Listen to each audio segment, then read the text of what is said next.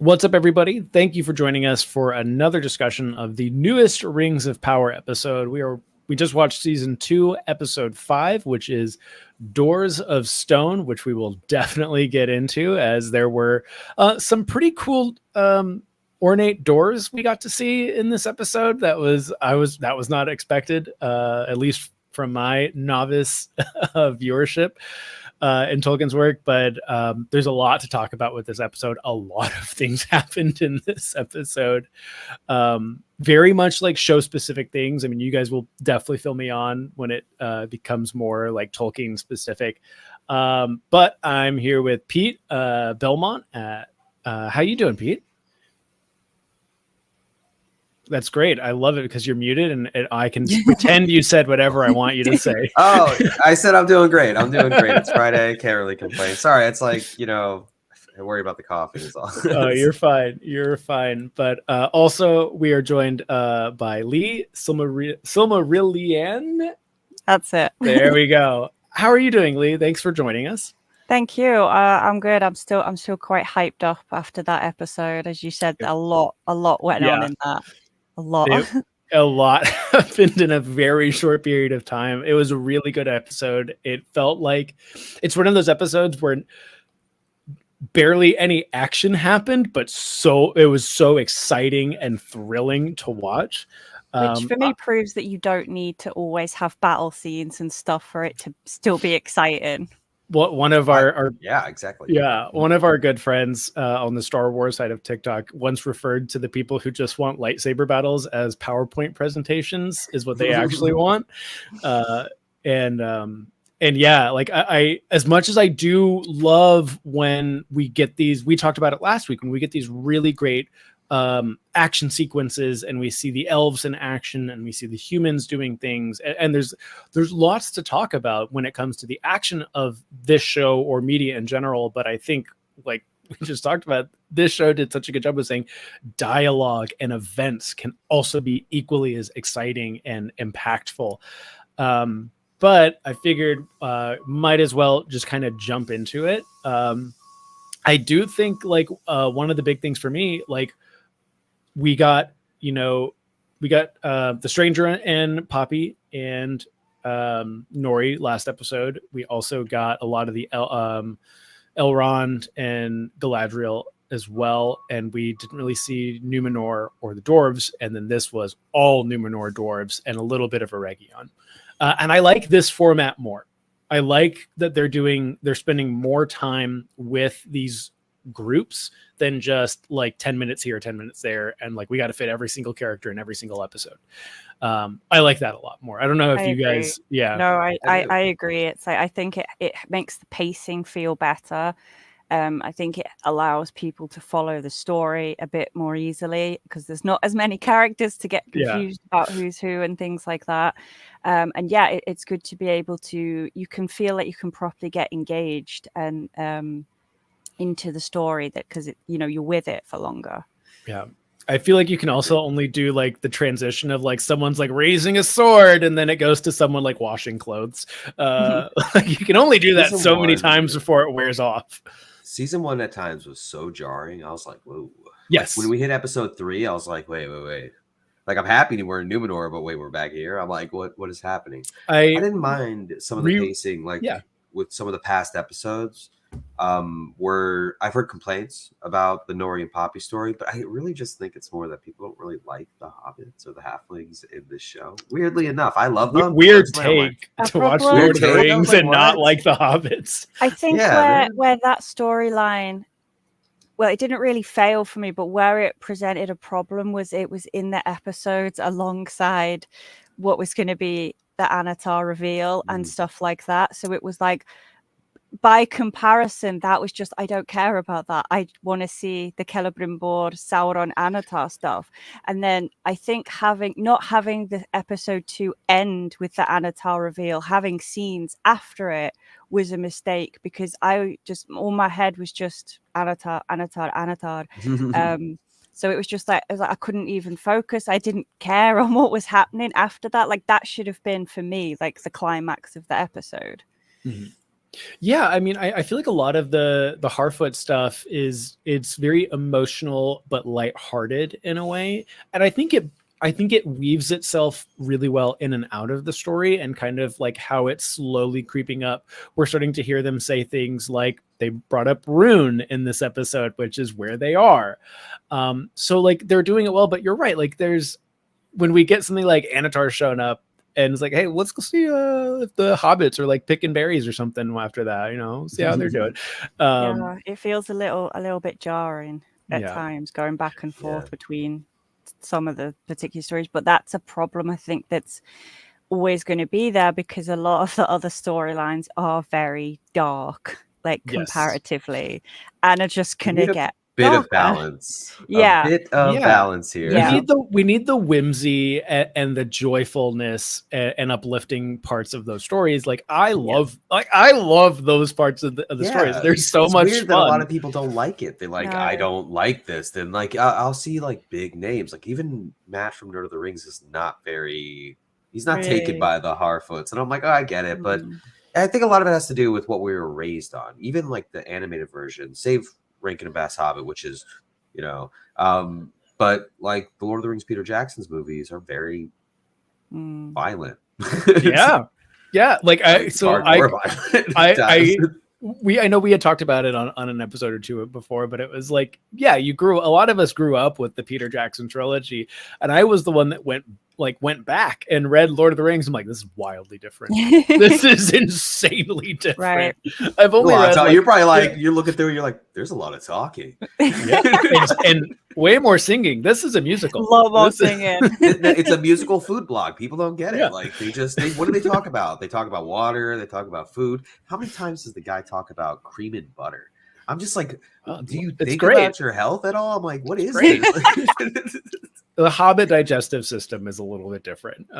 It's everywhere. Bjorn's Hall, when they go to like Lothlorien, when they're in Tom Bombadil's house, they just cream and butter. A lot of these characters live to be like hundreds of years old. So maybe that's the secret. Is we need to increase our cream and butter in our diets. Back in the clock cream, it's called, where you let all that cream rise up and then you like drain it out and let it get really clumped up. Like that was the thing. Like a lot of people ate that back in the day. We still have that here, like very common over here. It's what us Americans, we just have our American cheese. Okay, you can keep it and all. Clotted cream and strawberry jam on a scone. I've heard it's really good. That's what I'm saying. But we're American swine over here. Like I said, we have avocado toast. We're good. But all that being said, I think the first thing to talk about is kind of the dwarves of this episode, and we are really seeing because when we saw Anatar like touch the mithril and drop it in to make the dwarves ring, it's like like this son of a gun, he's gonna be Sauroning. Right. He added that sexy spice into those rings. The only thing I wish that we saw was the making of the dwarven rings. We didn't get to see them be made. We just saw like the metal kind of churn up. That's my only complaint of episode 5. I'm throwing it out there right now. I'm sure I'll find more, but that right now, okay. Yeah. I mean, there's 7 rings. It could be a little dull, just ding, ding, ding, ding. I love that at the end of season. I know a lot of people are like, "Oh, it's so bad when the rings are made." I'm like, just cool it is. Do a little you ever been to a jeweler? Jewels for them and stuff. It's not like it's not a big blacksmith hammer forging rings. But that being said, we are starting to see the effects of Sauron's influence in the rings affecting King Durin. And one thing that we did bring up is the actor who's playing King Durin is incredible, and his shift is so good. Just the moments when he's touching the wall and he's like, dig here, and everyone's like, oh, it's a foundation wall, we can't do it.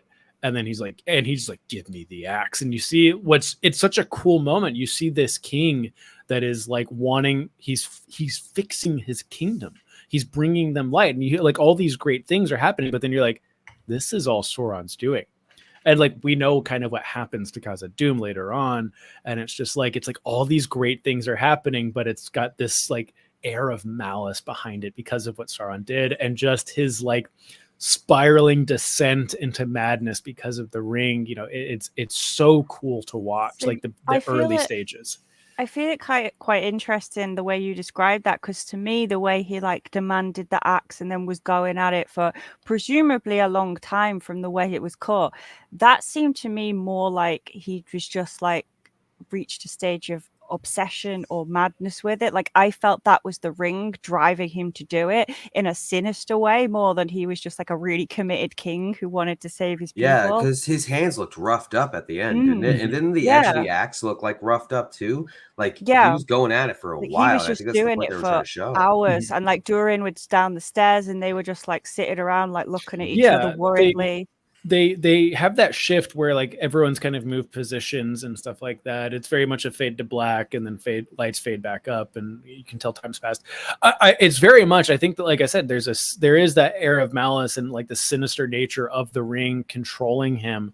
But what I do think is interesting is like, because it's this early stage, is it's like, it's almost like the ring wants to bring this sense of like comfort before the corruption fully sets in. Well, he's proven right, isn't he? He does these things. He has an It's not like the walls fall down, the light comes in. And he's right. Yeah. And he's like, we bring the sun to us. He's like, almost like it feels very like paralleled with a certain other story with another king that we'll find out later.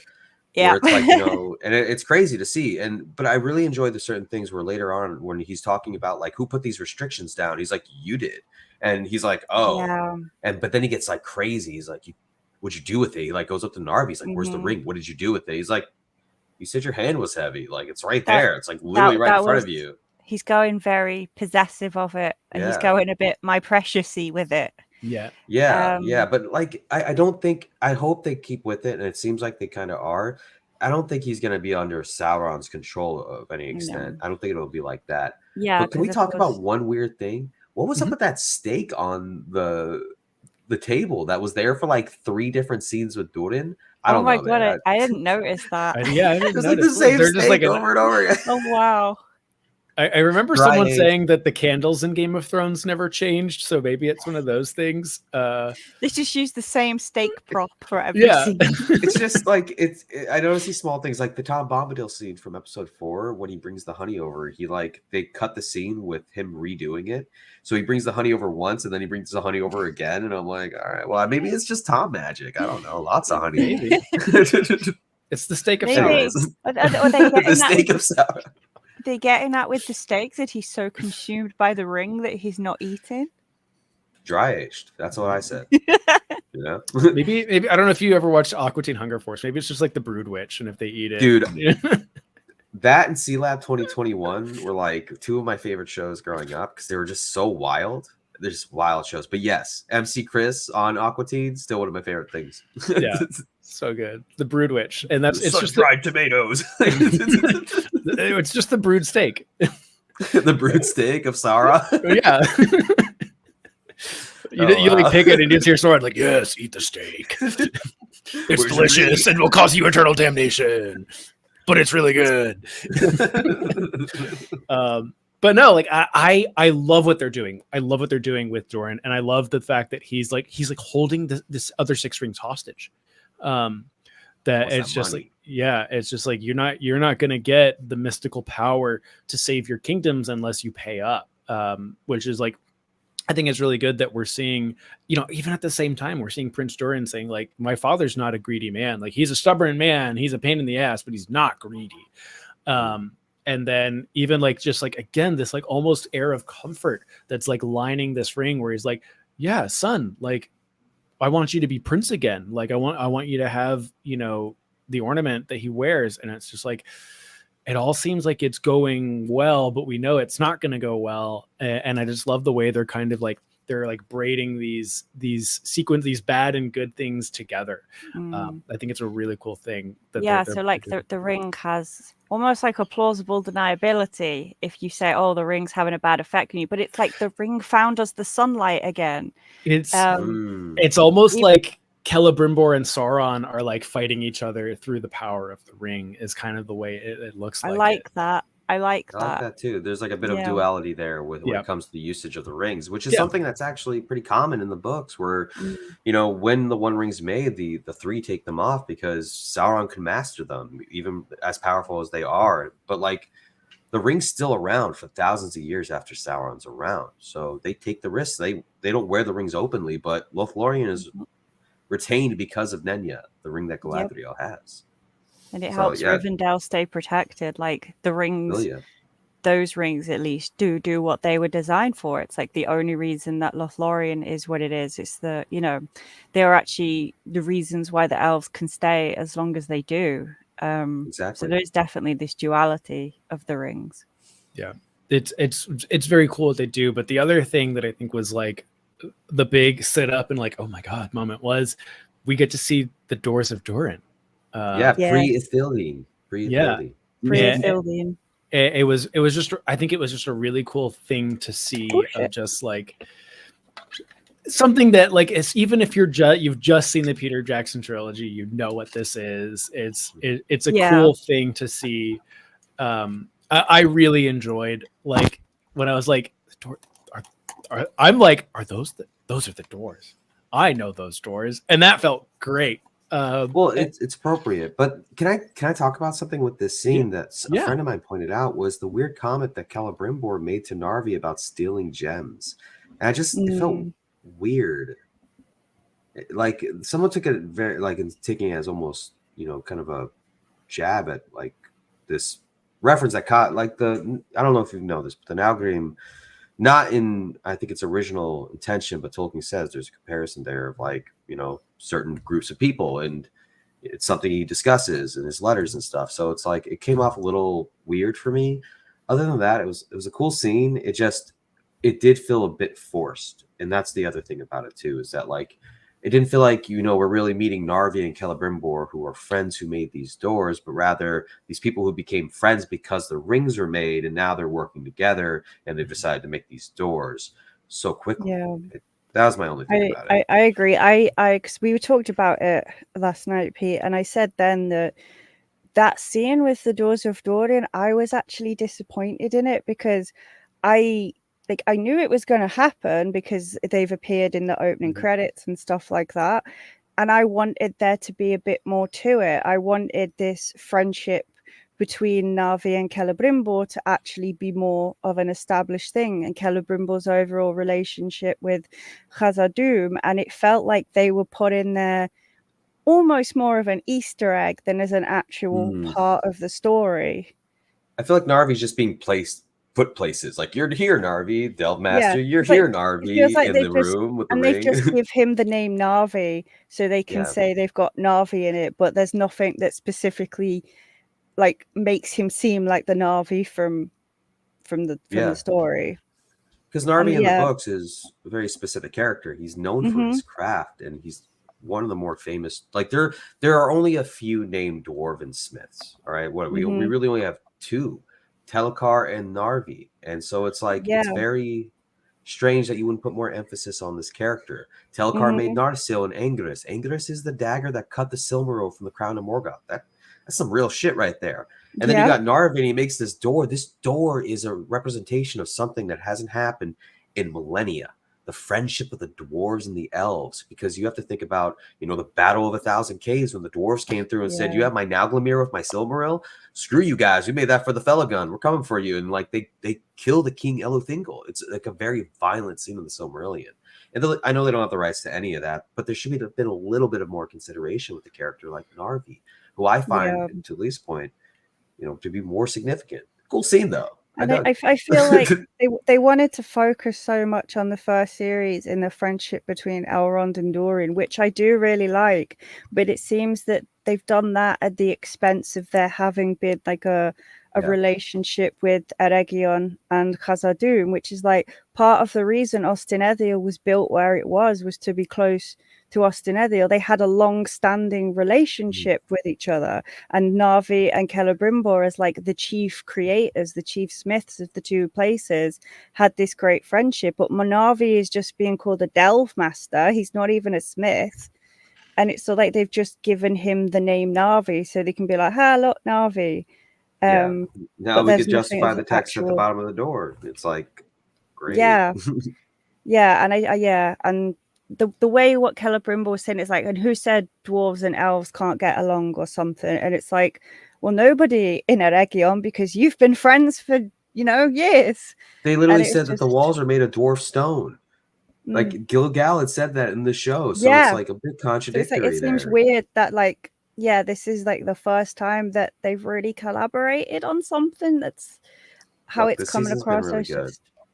Season's been really good so far. I'll allow this one mistake. Yeah. Okay? No, I know. It feels like it's not bothered me that much. Like it seems I'm sounding like it's bothered me a lot more than it has. It did disappoint me. I wanted there to be more to that, but it was still nice to see them. It still was cool to see them. Yeah, absolutely. I mean, like the Doors of Durin. It's like literally on everything. Like if you think of Lord of the Rings memorabilia, what do you think of? Doors of Durin. Yeah, it's like one of the most recognizable things there is in Tolkien. I have a notebook, Doors of Durin, right here. Like just pull it up. Like, yeah, I've got like a silver medallion thing over there of it. Not to maybe get hopes up, but is this something, because like it was really just presented in Eregion, could this not be elaborated on more when they put it in to Khazad-dûm, with like installing it, where there's a more like they're just kind of showing us that like we have the Doors of Durin here, and then we're going to bring them to Khazad-dûm, and maybe there's again, I am just like brainstorming here. I hope so, because the orcs are right outside of Eregion. Yeah, it feels break the doors. It's like, can you just wait a minute? We've just got to go and take these doors. It's like the table from London. Just like, give us a sec. If the orcs are there and we have some dwarves there, could this not be where we kind of get a little bit more of that friendship and how special the door really is, even though it's already been made. It's just to further emphasize that how special the relationship with the dwarves and the elves are through what the orcs are doing in Eregion. Like, again, just throwing stuff out that could happen in either the next 3 episodes or maybe in a future season.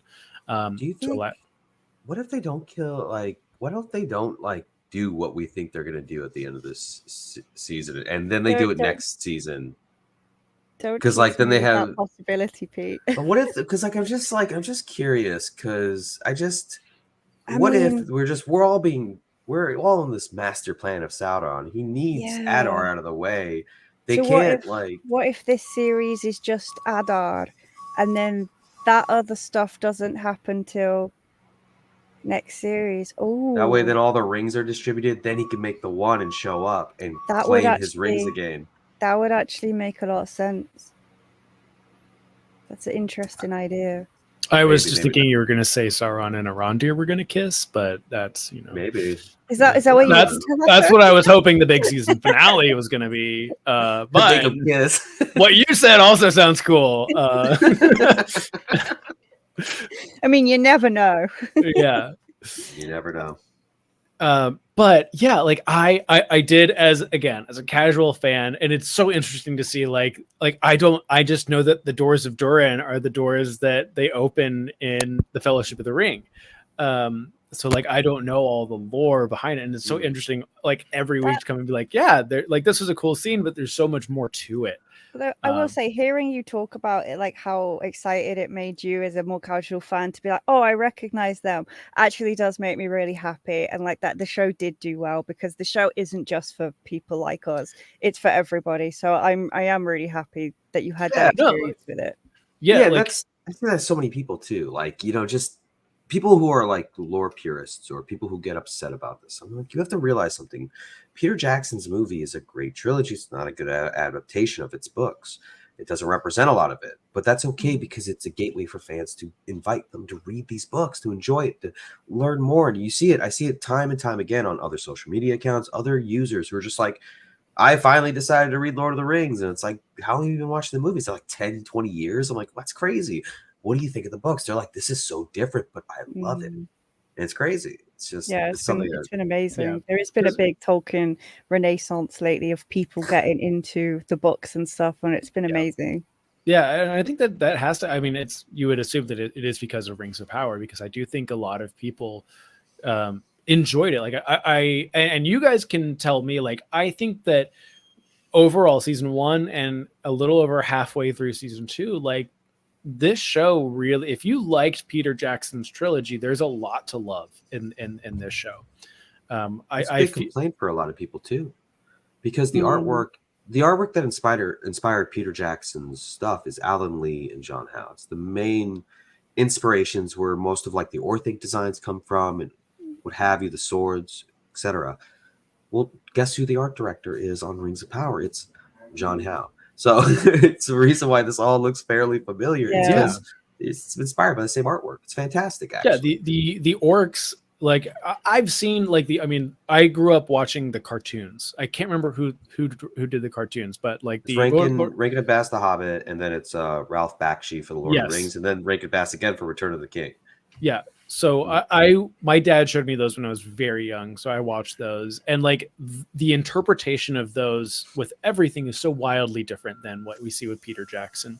But the Peter Jackson stuff I think really does carry over into Rings of Power, like what you said, because like the orcs look the same, the elves look the same, like everyone kind of. It feels like that same universe we were in with the Peter Jackson trilogy. And again, reading The Hobbit and Fellowship, and I'm like, these are wildly different stories. To what we get in visual, but they're all like, in my opinion, they're all really good stories, and they have like really interesting things.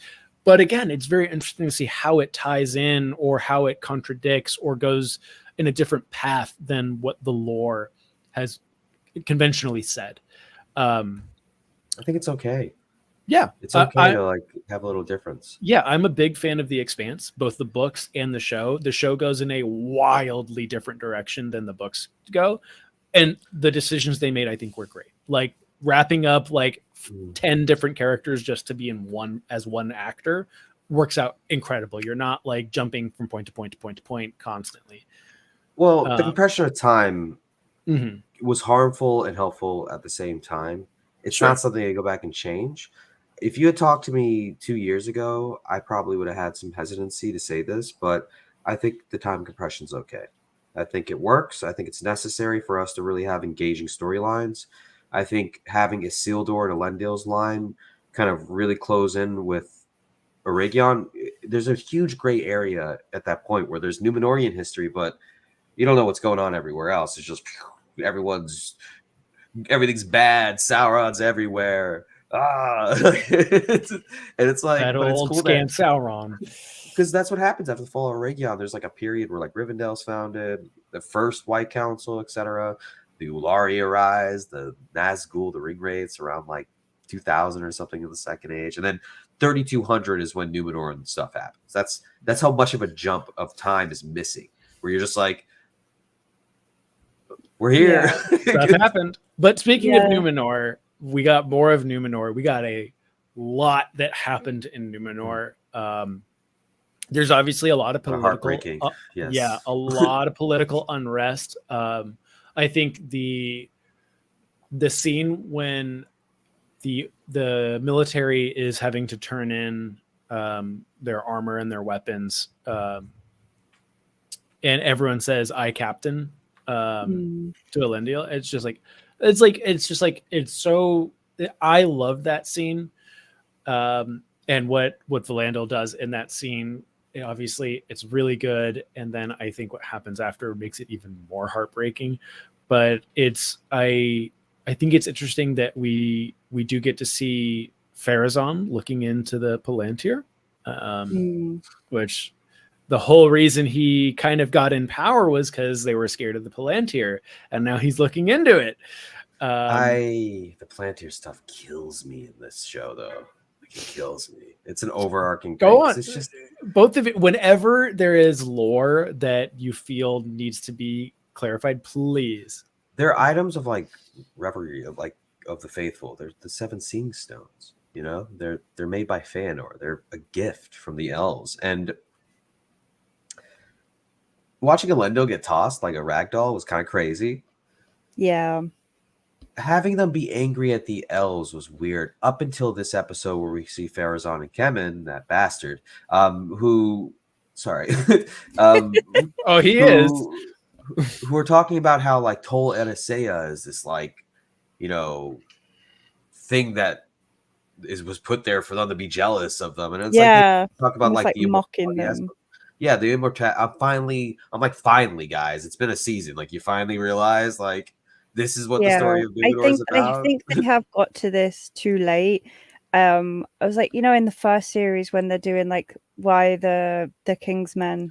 I don't think they ever took our used jobs. It was like, what I will never understand why they did that. Why they didn't just go from the beginning. With the thing about their immortality, because obviously in the lore, like, that has been brewing for a good few generations at this point, so they could have had that as an established thing. I'm glad they finally got to it, but it seems weird why they've suddenly switched to it now when they should have done it from the beginning. For me, it's like it's better than nothing, but it's like, as you say, and I've said this before, it's like, so it's starting to show the schism between the two factions on Numenor, but it hadn't really explained why the schism existed. Why are the faithful? Why do the Kingsmen hate the elves? And just, I'd rather forget that the elves taking your job thing ever happened, honestly, because it was so bad. So I'm glad that they finally got to it, but I'm disappointed that it took so long. Yeah, it's okay though. I'm happy. Do you not like the political parallels that they're trying to draw on Numenor? It was too on the nose. It was way too on the nose. I think it is on the nose. Go on, Lee. I'm sorry. It's felt so. I think you can do parallels between, like, in your media and the real world, but you can do it in a way that doesn't just jar you out of it. So, for example, what's it called? That Star Wars show with the guy from Rogue One. Andor did it brilliantly. That had social commentary on so many different things, but it wasn't on the nose with it. Whereas literally using the term of elves taking your jobs was like subtle as a brick to the face. And it just I can agree with you, because other media has done this in the past. Like I remember there was like a cyberpunk style show that tried to do like a Robot Lives Matter poster to draw a parallel. It's cringy. That was Deus Ex, wasn't it?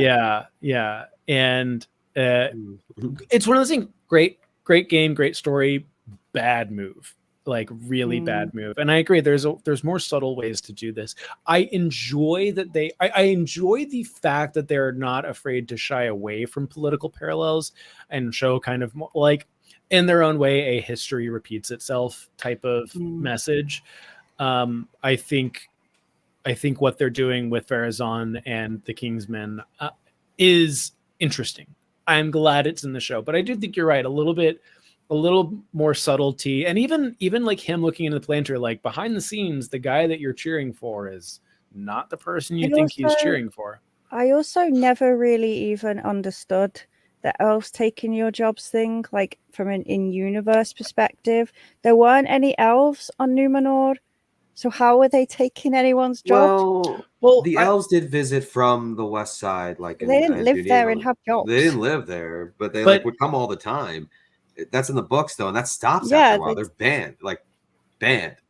I could, to play a little bit of devil's advocate here, that could also be part of the parallel, is that no, they're not. There's no way they could be taking your jobs in the same way. In the parallel, like the things that they say when certain people taking jobs, like, no, they're not. You're not. That's not happening. It's not real. You're making it up, and you're believing a made up political point.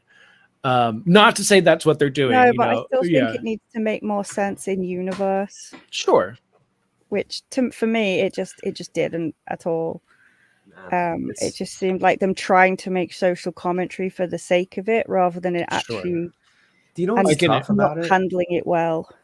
Is that, like, the Kingsmen and the faithful, regardless of how you do it, is going to come off a little like that, where it's like almost this left-right thing, and it's just how it is. Oh yeah, no, it will. But the elf thing really was just like it was just absurd, because I mean, it was never the idea that elves are going to come to the island and do these things. No, there was never the concern. It was just like There's a reason why the dude is named Antenimir the Unwilling. He was unwilling to die. He latched on to life, and every king after that was doing the same thing. Most kings in the first iterations of Numenor, they had Numenorians had such impressive bodies because they're blessed with the blessing of Valor, and they're they can decide to go when they want. I mean, Aragorn does this in the story of Arwen and Aragorn. He's like, "Oh, I love you, but I'm out." See ya. Yeah, and she begs him not to stay, and he tells her, "If I don't go now, I won't be able to bear a crown upon my head. I won't be able to sit straight on my throne," sort of thing. Yeah, that was part of the gift the Numenorians had, was to choose when they were ready to die. And then when they started fighting against that and clinging on to life, because they started becoming scared of death and believing then that death was something that was being foisted upon them and immortality was being kept from them by the elves and by the Valar. Yeah. The one thing I do want to say, we touched on it last week with last week's episode, is the imagery of Pharazôn in front of the eagle and that almost propaganda-esque imagery that they were I did like that. I thought that was well done. I like that scene. But due to the political unrest in Numenor, there is a fight that breaks out. During a very respectful ceremony, and people are not willing to do things the way the Kingsmen want. And God, you just said his name? The worst person in the world. Kevin drops that sacred statue and shatters it. And I know we were saying Nienna, but I really don't know if it would be Nienna, considering the ceremony with the shell and the water. To begin with, my thought was that it was Ueden, because Numenor, because the shells and stuff. My thing was Ueden, but then because it said about who she weeps for, and then everyone online was saying Nienna as well, and I did wonder because of that who she weeps for. So I stand by Ueden, considering they pray to her, and it just for me works in my own head canon. I want to not think it's Nienna because then I have to think of other things. And she was who I thought of to begin with, who I thought it was a statue of. Because of the thing with the sea and the seashells on the candles, which that was all really beautiful. It was. I really like that. And it felt like it was such a small group of people, and you could kind of tell that their numbers are dwindling, but they're still there, and they're where I could just picture how grand of an experience to watch that in its full breadth, with hundreds or thousands of seashells going out to sea where they only had a dozen, and it's heartbreaking. And I think they did that scene, so that whole scene was so well done. You can imagine that once they might have done that in the main harbor or something. With all the citizens there, thousands. And it was something you would want to see because it would have been so grand and beautiful. And it's just so again, that whole sequence in that little tiny temple or whatever it may have been, it was so well done from beginning to end. And the way it ended is heartbreaking to the end, because of just the fight between Kemen and Valandil. And when it was one of those things, go back, I'm I probably should have seen it coming, but I didn't. It was just one of those things, it was we're gonna see how he's gonna be arrested. Is he gonna break out? How is this gonna play out for him? And then after the fight breaks out and it's all calm, you see the sword come through his chest, and it's just him in the bitch. You didn't do that. That genuinely shocked me. I was literally there I really like Valandil's character. I like the actor. I thought the actor was awesome. So good. From season 1 to season 2, he's so good. I said, and I think a few of us did as well, that as soon as we heard his name was Valandil, the first time he appeared in the first series, we knew he was going to die because of his name. But I wasn't expecting it then. I thought Isildur would actually be around when it happened. Yeah. Or I think that makes it more hard or something. But the fact that he died thinking Isildur was dead as well, and Isildur's going to be heartbroken that he wasn't there for him. Man. And Just if you're not aware of why we say about we predicted it with Valandil, one of Isildur's sons is called Valandil. So it was like the implication with his best friend being Valandil was he named him after him, which... One thing we didn't kind of skip over is Eardian. Oh my God. Eardian. Isildur's sister, right? Yes. Yeah. And like I love what Valandil said. I love that. I like what Valandil said, and you walk on seawater. Like, and you better watch the bottom because it's a long way down. It's like, what? That's your daughter, but he's so tired of her probably because like he lost his son too. Now he's lost his daughter, and he's like, I gotta go and do this thing for my son. I have to I open my heart to the faithful. The way of the faithful is a way to like of pain and like of struggling. They said that like in the first season. So it's like, but my thing is, dude, what is gonna happen after this? Kemen.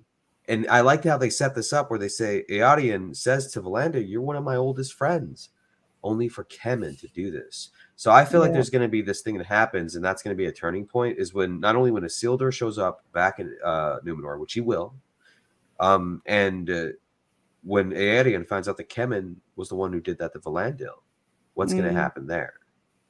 Do you think he won't try to twist it though and act like he did it in self-defense and? Oh, I think that's 100% what he's going to do. He's just nasty of a disgusting and the fact that he did it, I feel like he did it predominantly from jealousy because he saw how Eärien was, because he obviously has a big crush on Eärien, and he saw how she was with Valandil, and he was jealous, and then he's just that kind of smarmy, the worst kind of person. I like him as an actor. I like them as actors, but they make you hate them so that's much. That's what when you hate a villain, you know that both the story and the actor is doing a very good job. And Kemen is just like it's funny when you brought up Andor and Rogue One, like the villain of Rogue One, Orson Krennic, like I hate that guy, but I love him so much because of how much I hate him, because both the actor and the story just portrayed him in such a horrible way that like the payoff of his end was so good, and the payoff when Kemen dies is going to be like throw a party. The Rogue One line. Hopefully you don't choke on your aspirations. I always die laughing at that. Oh, it's a great line. It's a great line. But in Rogue One, when Krennic gets zapped by the Death Star, it's so awesome. It's such a good payoff, and I really hope that Rings of Power, when they take Kemen out, is just that satisfying. I'm just like, yeah, absolutely. I just want to bring up someone in the comments. Satan has said that it could also be Owinan, because it does say that Owinan wept for the deaths of sailors and stuff. So there we go. Yeah. So I'm going back to my first thought that it was Owinan. Then I stand by what I said. I don't wobble. but no, that whole scene, I mean, I think everything on Numenor was really good in this episode. I really liked everything that happened on Numenor, but the final scene with Valandil dying was like really, really well done. It was one of those moments where I don't know if you guys get like this, but like that almost feeling like the separation of like, this is a movie, this is a TV show kind of thing. I was like, this feels very cinematic. This feels very film-esque. If like this whole sequence could have been in a Lord of the Rings style movie, and I couldn't tell the difference because of how well it was shot, how well it was acted. It was very good. And I really, really liked that whole sequence, as heartbreaking as it was, and as much as you like, you just like wanted to cry for Valandil, and you hate Kemen so much for what he did. Kemen has somehow become like more hated than Kristen Cole overnight. Like overnight, and you know, I do like how Valandil broke his arm though. He's like, I was just about to say, I'm waiting for the whiny fanboys like, how did he run someone through with a broken arm? I mean, when someone has their back turned and you're running on adrenaline, you could probably do all sorts of stuff, like run a blade through their back. Yeah, and it's just when I see stuff like that, I'm like, someone's gonna cry about this. I know someone's gonna complain about this. But we'll complain about anything and anything and everything always. But yeah, like I said, I really like that whole scene. But the one thing we haven't really talked about is Aurelion and making those hot off the press 9 rings, baby. Sauron be Sauron in. Oh man, and he does it so well every time. It's getting to the point now where it's like, I'm like, oh, okay, it's happening. It's really happening, and there's not going to be any respite now. And we know what happens. We know what's going to happen. We know where this ends. And like, I'm like, again, without knowing a fraction of the lore that you guys have, I'm like, they're going to figure it out so it doesn't happen, right? Like, we want this to have a happy ending. It's like, no. He's going to live happily ever after. Everything will be Sauron save Middle Earth and everyone's happy. Yep. Nothing bad is going to happen at the end. Happily ever after together. It was all fine. And it's just like watching Sauron be Anatar and just everything he says is just like, oh, you're so good at lying. You're so good at manipulating. The way he is gaslighting Celebrimbor, the way he has convinced Celebrimbor that he was at fault for the flaws in the Seven, and so that the only way he can make up for it is to make 9 more. And Celebrimbor is like hating himself for it, and now he's like, because he thinks it because he lied to Gil-galad, and it was all done with good intentions because he really thought making the rings was the best thing to do to help people, and Sauron's just twisted that around. We know it's not his fault against him. And it's just like not just Celebrimbor. I don't know the character's name, but the girl he's flirting with, and I'm like, oh, you are going to die so terribly at the end of this. I really don't want her. I actually like the actress. I like her role. I thought it was cool. Okay, so Kim, before we get super into this, we want like 9 Rings of Men. I like how they're making it a different, like, almost approach than the other rings and how they made them. Where it's like we're moving. It's this spectrum where it's like, here are the 3 rings. Here are the 9 rings, or the 1 ring. And then there's somewhere in the middle where it's like, this is where we see the dwarf rings kind of somewhere here, and we see the 9 over here a little bit. And because, like, as we know, in Tolkien said himself, the 1 ring has all the powers of every other ring. It encompasses all the powers, so it could dominate said powers. So they're slowly, if you've noticed, they're slowly building to this concept. Because we see how the rings personified in Lord of the Rings, Peter Jackson's. It whispers, it does these things, it's heavy, it turns you invisible. Well, look at this. We have the 3 rings whispering to the elven wearers. We have the dwarf rings. My hand is heavy, so I took the ring off. Now we see that this as well. And whispering still. And now we have this other ring that's turned Merdania invisible, and she's seeing the unseen world. I didn't work out what the hell was going on there with all the stuff moving around. I thought like Sauron was doing some weird telepathy or something. Little parlor tricks. Yeah, and then Celebrimbor's like gets hold of it and then goes like that, and suddenly poof. I was like, what in the Harry Potter is going on with this? Grab it out of the hat. Okay, this was the one thing when I watched the episode, I was like, is this lore breaking that a ring made someone go invisible and she was able to see the unseen world? Like, because I thought that was just the one ring. Literally, well, it's with the rings that men had, and technically if they'd worn the 7 of the dwarves as well, because they were actually from the same batch of rings, but the rings that men had could make them invisible if they chose to. That was part of their powers that's listed, and it does do that, presumably by shifting them to the unseen world, because I don't really see how else they could create invisibility. But then the problem obviously was with it then is like they couldn't stop the effects the rings were having on them over time. But I think it is within the lore that they would make them invisible by taking them to the unseen world, because there's no other way of making someone visible as far as I know. Well, Gandalf references in the books, the lesser rings were said to do like strange things, and he also says, Tolkien says himself that invisibility was a power of the ring. He acknowledges that.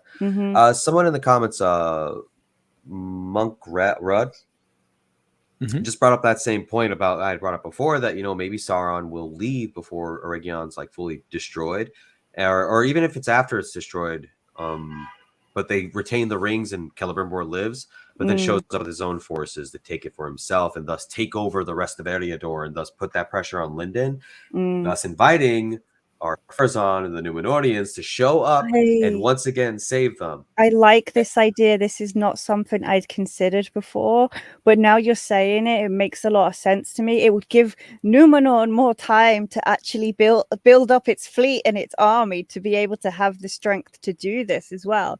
And if it means we get to keep Celebrimbor for a bit longer, I'll be very happy. So it would be a good turning point where it's like you get the halfway of next season when all this goes down, then you finish the season up with like our Farazan and everything, and then the 4 seasons, the fall of Numenor, then to the establishment of the Lost Realms, and the final season focuses wholly on the War of the Last Alliance, which might be the best approach. That might be it.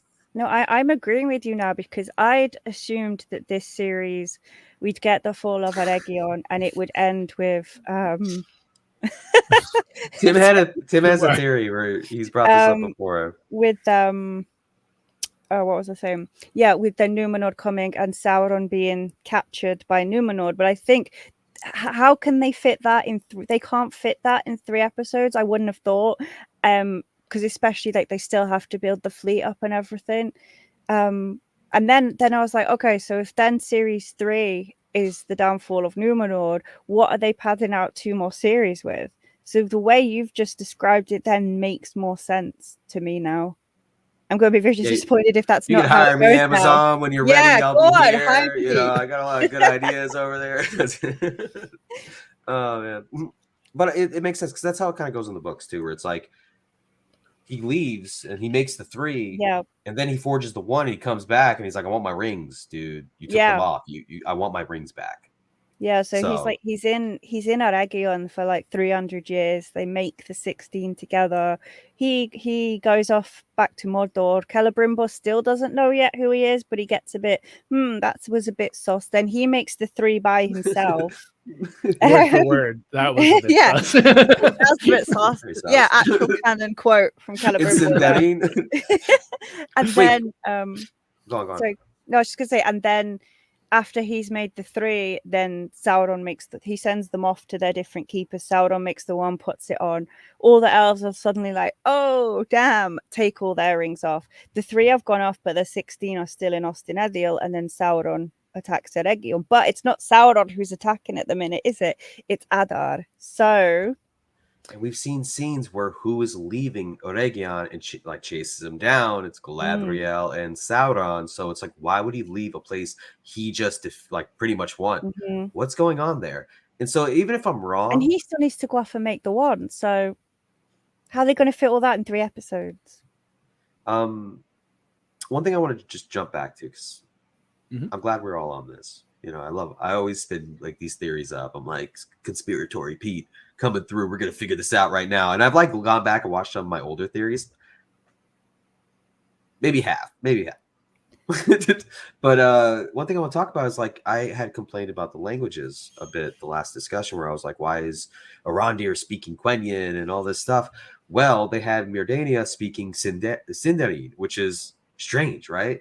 Why would an elf in Ostinethel, let's put our tinfoil hats on real quick. Why would an elf in Ostinethel, a Noldorian city, which we know in the Silmarillion they say that they spoke up among themselves, it wasn't a dead language just yet, speak Sindarin? Almost as if she's got some, she might actually be part Sindarin. Or a great elf as a father? Who could that be? Right, maybe her father's actually Sindarin, and maybe she looks a bit like some other female character because she might be related to her. I don't want to get my hopes up again. It's fun though. It is fun. But I was Don't get your hopes up, because what's going to happen is the Duolingo owl is going to show up and he's going to explain how he's been teaching everyone all the languages. Yeah, I know. Well, it's just I was so absolutely convinced before the series started, and I don't know if I could cope with the disappointment again if it doesn't happen. I'm okay. One theory I had about the dwarves was that Durin the Third wasn't real, and Durin the Fourth was just thinking it, which would have tied into the whole idea of reincarnation, or the idea that he reincarnates and gets chosen. Regardless, if this doesn't happen, that's fine. At this point, I don't really expect Celebrian and Celeborn to show up. I mean, the only thing I really to so bad. I just want Elrond to fall in love with the person he's supposed to fall in love with, which is Galadriel's daughter. And that's I'm worried they're messing with it. I don't want them to mess with it. I've heard some crazy rumors. I've heard some crazy stuff. And I'm hoping it's not true, or it's not like what I heard something about Elrond and Galadriel kissing, but I just think that I have no belief in that. Indulge me for a second. Indulge. Elrond, there's a scene apparently. Elrond is supposed to fall in love with Galadriel's daughter. Yes. Yeah. That seems creepy. Why? But that's the point. She's not born yet. And Elrond. No, this is why we're saying Mordania is Celebrian. We're saying that's what we're saying. We've been insinuating that like that's her daughter. So you're saying she has been born yet? Because I'm like, why is like a 900-year elf going to be like, this is why she has to have been born, because otherwise it will be weird in the show. It's going to be very Twilight. Yeah, it's gonna it's just gonna be creepy if she is born while Elrond is already like a grown up and is friends with her mother, and therefore presumably would know her as a baby. So this is why, I mean, the theory of her being, of Mordania being Celebrian goes back to even when the actress was cast as her. Just Amelia Kenworthy, I think. Amelia Kenworthy, yeah, Kenworthy or Kenworthy. Just based on like that she was playing an elf and that she had like the physical resemblance to Morvith, and then the promo pictures of her came out, and it's like, plus the fact Mordania seemed like a fake placeholder name because it doesn't actually conform to any elven naming customs. So unfortunately, that was one of the things that cemented it for me, because they did that with all the other characters. Then obviously she was called Mordania in the show, and I was really disappointed. I was like, oh damn, I was wrong. But now, because of the way Anatar was with her, making the reference to her look and got like Galadriel, either it was just a really, really creepy attempt at flirting, or he's picked up on something and he knows who she is. Let's talk about her reaction, though. Does it seem like a reaction his daughter would have of being compared to their mother? That's my only thing. That's the only thing that's off-putting. Maybe it was just like a knowing sort of smile, like, oh, you figured it out, have you? Maybe. Sharing a secret thing. I don't know. Like I say, I'm not convinced, because I'm not letting myself be convinced again because of the disappointment last time. Well, fool me twice. Yeah, I want it to happen. I'd love it to happen. Maybe that's how she and Elrond meet. Maybe Elrond comes to Eregion and that's how they meet. Like, that'd be great. And then they have to think of, oh, hi, Mom. And he's like, what are you talking about, Mom? And then sees Galadriel. But yeah, maybe. Where is Celeborn, though? I still think Celeborn's off imprisoned somewhere. That he got imprisoned during the war somewhere and is still there. Or he's just like having a holiday in Greenwood. He's in the trees, man. He's already in Lorien, I feel like, just chilling in the trees. It's like, hey, he's man. It's like, oh, my wife thinks I'm dead, whatever, so I'll just stay here for a bit of peace and quiet. She's dead to me. I saw her in Halbrand. Oh, can you blame her? Also, I do think Elrond it would be a shame because he's far too pretty to be canceled. It's just, we need. Elrond's been so good. I love the actor. Don't do this. Yeah, he's so good. He's the one who's more lore accurate too. He's like the lore master of the group. Don't do this to him. It's gonna be so painful. No, I think Celebrian, even if Mordania turns out not to be Celebrian, I think Celebrian is going to be somewhere already born and already an adult. Okay, so before we wrap things up, indulge me further, because I'm just really curious about elf romance now. Do they are there societal things? Like, it's like, yeah, of course, like, I'm 800 years old, you're 300 years old, your mom's 700 years old. Because you're 300 years old, it's not that creepy, even though I've known your mom for like 400 years. Elves take about 100 years to become adults. Okay. Yeah. I think because of the way just their perception of time and stuff is different to that of mortals, I don't really think age is like that necessarily matter. They're the epitome of age is just a number, is what you're saying. I mean, Arwen and Aragorn, I was like, Aragorn was like 20-something, dude, when they first met. I mean, she probably knew him when he was a boy, too. Like, or maybe she didn't, actually. She didn't. It's literally said that. Oh, yeah, you're right. She was in Galadriel. She was with Galadriel. She was living in Lothlorien the whole time Aragorn was in Rivendell, so they didn't meet until she was 20. Yeah. Arwen and Aragorn. Sorry, I like that. But I get so messed up by the movies sometimes because of the whole Hobbit thing with the 10-year-old stuff that I just am like, but yeah, they meet in the forest, like near Rivendell. At first, and then profess their love at Karen Amroth. Yeah. So yeah, locations, Lord of the Rings. Yeah, it is. It's not as big a thing with the elves because once you're an adult, then you're pretty much an adult and looking virtually the same until you become Círdan for a long time. So it's like not. 10, how long is what year was the elves awoken? It's 14,000 years or something before the end of the year of trees or something like that. It's like year 1,000 something. No, it wasn't that long because Círdan is like 13,000 at the time of the War of the Ring. So that's 6,000 years. It depends how many generations there were before Círdan, because there was either 6 or 24 generations between the elves that awoke and Thingol's generation, depending on which version you want to go by. So I can't remember the dates at the top of my head. You gotta be really old to look like Círdan. Yeah, you got to be very, very old to look like Círdan. So yeah, pretty much ages aren't really an issue for elves. Okay, good to know. Mm-hmm. I hope we get an elvish dating show soon. But yeah, I mean, I think this is a good point. Galadriel is, sorry, just to answer the person in the comments, Galadriel is like 8,000 and something at the time of War of the Ring. I can't remember it exactly. I have worked it out, but she's 8,000 and something. Yeah, it's something like that. She's born in like 1400 of the year of the tree, they say, or something. It's a lot of year dates. She's old. Hold on, do I have it written down? 8,372 she is. I have it written on my phone because of course I do. I have all, oh my god, I've got all their ages. We're on 6,518. Okay, so he is younger. Okay, so that helps a little bit. But yeah, I mean, to wrap up the episode, like I think positives, negatives, any lore that you were excited to see, or it seems like we kind of went over some of the stuff that was maybe a little bit loose on the lore, but like overall, like I felt really positive about this episode. There was very little about this episode that I didn't like, outside of the fact that Valandil died.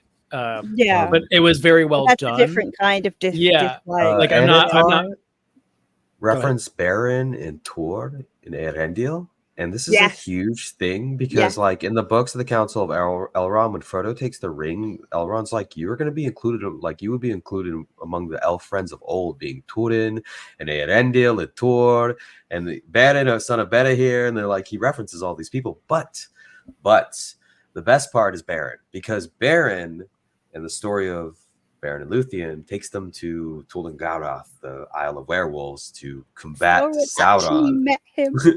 He met him. He knows him. He's met Beren firsthand. And for him to talk about men this way, he's seen Beren firsthand. Like, you know, it's a huge thing for me, because it's like the depths this man will go to just manipulate someone to get what he wants. And it's just like, he'll even reference someone who is just like pretty much a sworn enemy at this point, which I'm sure even the name in his mouth it pisses him off, like sickens him. Yeah. Beren was part of the group that beat him and then went and took a Silmaril from his master's crown just to rub salt in the wound.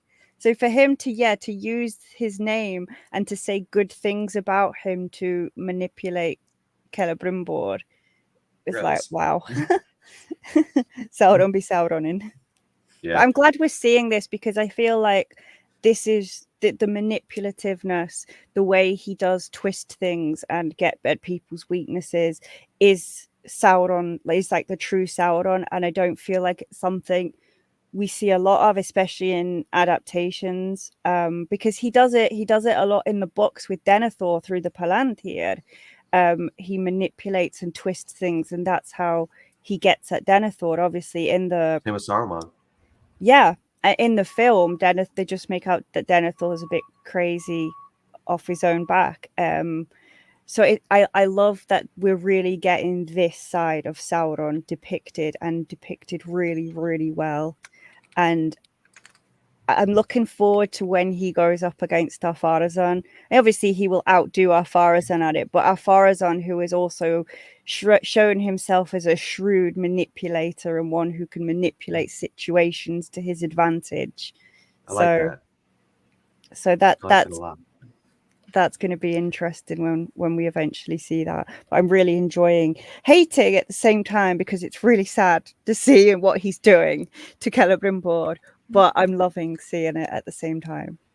Yeah, I think the one thing, and it's so nitpicky, it was just the one moment of this episode where I'm just like, and it's basically because I love the character, is like Disa chasing after the tuning stone. Oh yeah, it was like 5 feet away from myself. I was like, this was cheesy. Yeah, it's one of market. It's one of those things like there's a way to get that tuning stone to where it needed to be, and that's not it. Not like it was a bit slapstick, wasn't it? Yeah, and I love Disa. She was my favorite character of last season, and she remains in the top. I thought you were gonna be like, not anymore though. Yeah, now that she's dead, I hate her. I can't wait for her to no. Well, yeah, but that led up to an awesome scene when she's singing to the rocks and the Balrog responds. But then she's singing to the rocks, and the thing's like 5 steps away from her. Yeah, it's like, did she really need to sing? It's like there. But I don't know, man. It's the Balrog thing is such a dangerous game to play with time compression, and I know they're gonna have it where like the Balrog does something and it doesn't take down Khazad-dûm until later on, but it goes deeper and it hides from itself. But they're probably gonna lock off a lot of stuff. I'm telling you, we're gonna see it in the show during the 3rd to during the 4th becoming king. I hate to say it, but it's gonna happen. Put it that way. He shouldn't have made that promise to Disa. Don't swear oaths. Don't swear oaths. But also, as with her singing and that rippling in the water, some people have said it's the Watcher in the water rather than the Balrog, just because it's a creature in the water. Man, they're really dumping it on Khazad-dûm. That seemed like that was just like sound waves rippling through water to me, just like the way she was singing and the way rather the than actually something in the water. I did not walk away from that scene thinking there was something in the water, based on that we saw the Balrog down there at the end of season 1. Yeah, and she's singing into the depths, and then there's a monstrous response. That's what I'm getting. I agree. It's just I talked about the Balrog after that scene in my video, and a lot of people commented saying that they thought it was the Watcher in the water. So I just thought I'd bring up that possibility. I don't know who that is. Why is this door right next to the marketplace? What? That's dangerous, dude. Yeah, what? To this dark chasmy water. Yeah, it was a strange. It's an interesting choice of events that they went through to get to that. It didn't fully take me out of the episode. I had to mentally replay the episode to find something I didn't quite like, because this episode probably is my favorite episode so far. This is the best episode of the series, in my opinion. Agreed. I stand by that. And I said that about episode 4 as well, but I say it about this one now. Yeah, dude, it's great. It's getting better every week. Yeah, I was really impressed. It's crazy because sorry. I was saying I'm watching it with my girlfriend who has only seen Fellowship of the Ring, and she was saying today it's like we need to rewatch Fellowship of the Ring and then watch the rest of the movies.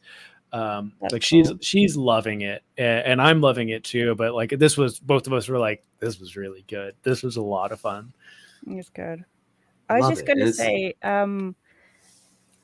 did you feel that Merdania just believed Anatar a bit too easily about what she saw in the unseen world being Celebrimbor?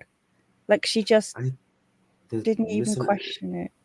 I feel like there should be I don't know. I'm okay with it because what do they know of the unseen world? They're not elves of Valinor, they've never experienced anything like that.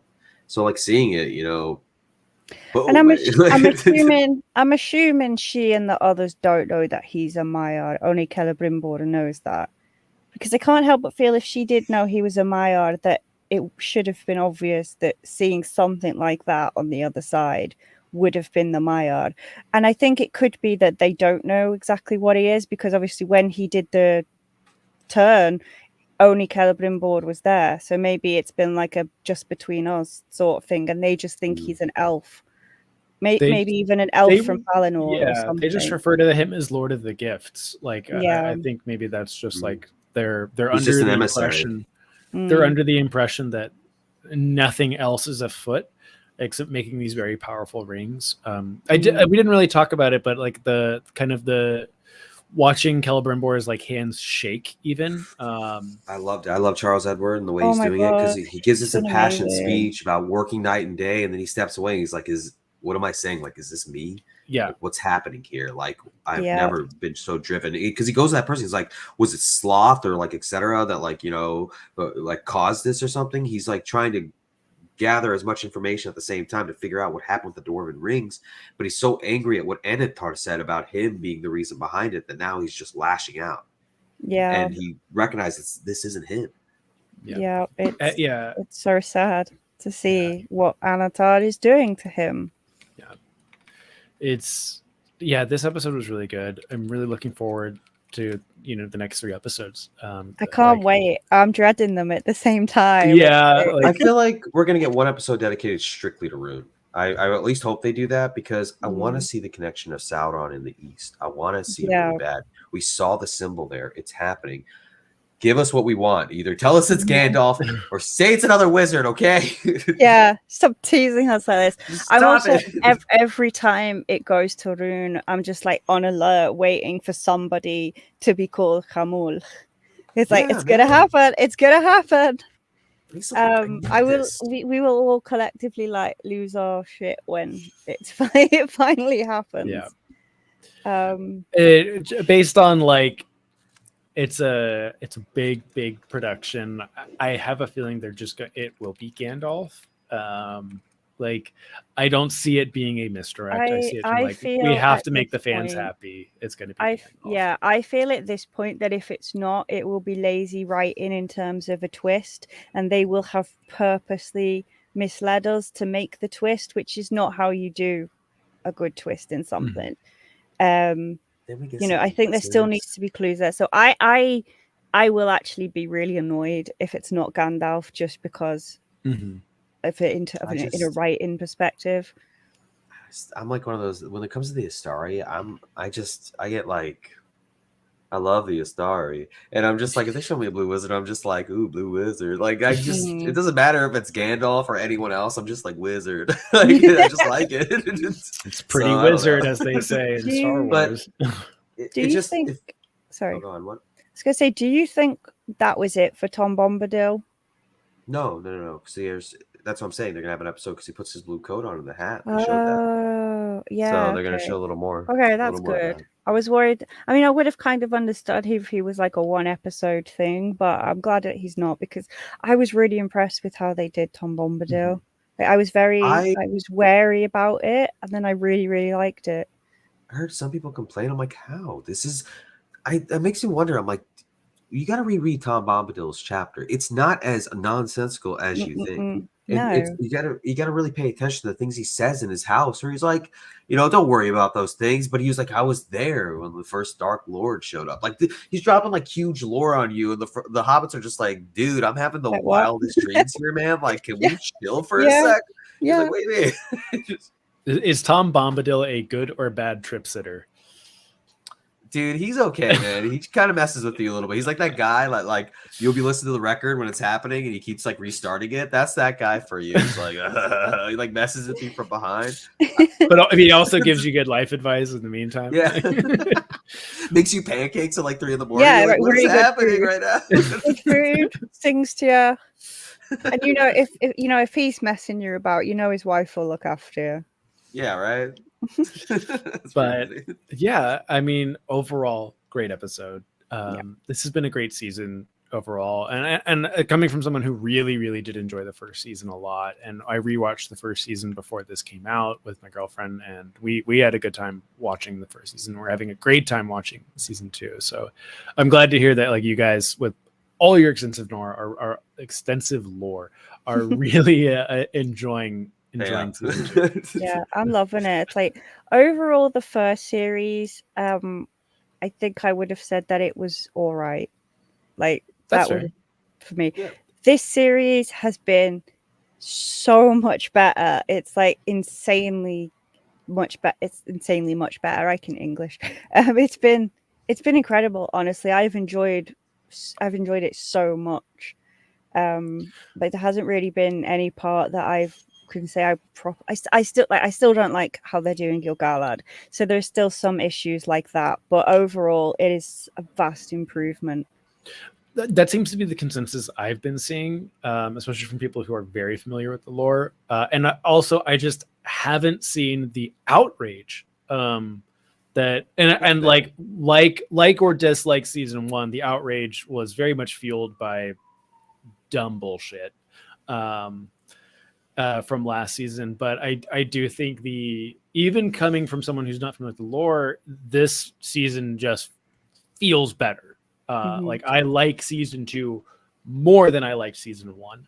And I think just the quality overall is kind of just keeping some lesser minds quiet, if you will. Yeah, there's still complaining. Yeah, they're still there, but I do think they're quieter now and there's less of them. I have seen a lot of people on various platforms saying that they have changed their mind about the show with series 2, that it has won them over. And I think the fact that the show just is actually good now. And I'm not saying that the first was bad, but it wasn't as good, has just had to make some of them quiet and down. I think it's being more drowned out. It's being drowned out by positivity. Yeah. And it's because there's people out there, you see them all the time. They're angry. This show sucks. You'll see them in like comments that are being blocked, like on certain things. It's so toxic. The guy, I was arguing with some guy on Reddit, and like he's talking about the shrines. Like, this shouldn't be here. They're monotheistic. I'm like, well, why would they name an island Toluidin? Why would they call them the witnesses of Manwë? What's happening here? Like they named fruit in Nisa Meldar, which is a location near Andunier in the west of Numenor, where it's like said to be a fragrance. They name the flowers after like Yavanna and stuff. So they know who the Valar are. Yeah. and they held Oinen in like as high a reverence as them, which is again why I reverted to thinking the statue is Oinen after us talking about it. Yeah. And like, but also I think that even if it was the case of them not having the idols and stuff, the show needs to, as I said before, like one of my criticisms has been they haven't shown who the faithful are. Having these representations of the Valar is a way of the show illustrating the differences between the faithful and the Kingsmen, like the fact that they have this reverence for the Valar. So even if like that wasn't a thing at all, I would still be okay with it because it's a way of illustrating it. Yeah, I love it, and like the things they say. And I want a little statue of Oinen now. Me too. I want a little shell with a candle in it. Yeah, push it in my tub when I'm taking a bath. Like you. But I think that's going to wrap it up for this week. We will be back again next week to talk about episode 6 once that airs. And you, I don't know if both of you have been doing the watch-alongs every week, but there will be another one of those. But that being said, I was meant to. Look, I am not a reaction type of person. When I watch stuff, I'm usually watching it like this. It is. I get a little I'm like, what is this all about? Like, I'm not the type of person. I wish there'd been a camera on my face when Valandil stabby happened, because I reacted to that. So like we watched it on the couch. We're kind of like this, and I was like, no, but that was about it. But I'm not a reaction person, but you can see Luke, Bale, and a couple of other people. I know Willie will be there, and Pete will be there. I was meant to do it yesterday, but I fell asleep. We got 3 whole weeks. We got weeks left. We got 3 more episodes. I'm gonna try and join the next one because absolutely it would be fun. Absolutely. But that being said, Pete, where can we find you on the internet? What are you up to as far as social media and content? Let me know. So I'm always doing content about Lord of the Rings and, talking about the Rings of Power. So one thing I really like to do is I like to really show how the showrunners have pulled from that lore. I've been doing a couple videos like that. I haven't done one for episode 5 yet, but I'm sure I will when I watch it for the 17,000th time. But right now, the biggest project is the Voices of Arda, and it's something that Lee and myself are really involved in. We're building out a community where you can find a lot of different lore, engagement, great minds really talking about Lord of the Rings, as well as just my trivia, all sorts of different content. We got people like Lee, myself, Bart of Arda, Ex Libra Miranda. We even have Kaya Says, awesome content creators. And so we really invite everyone. Come follow us at Voice of Arda. You can check it out, but you can always find me at BE1Mont_LOTR. Amazing. Thank you. And Lee, where can we find you? What are you up to? What are you doing? Which way am I pointing? What Pete said as well. Otherwise, I am, which side? There we go. I am Silmarillion on TikTok and Threads and Instagram. We on all the stuff. Absolutely. Amazing. Well, thank you guys so much for being here, talking about Rings of Power with me, indulging me on lore and elf dating practices. I had a great time this week with you guys and a great time watching the episode. Very excited looking forward to next week. I am taking the weekend off. I'm going hiking and camping. I will be in the woods, being my own little hobbit self. Very nice. And but I will be back next week talking about episode 6, and then we'll have some Star Wars stuff on the Podwans podcast coming next weekend. So thank you guys so much again, and we'll see you next week. Can't wait.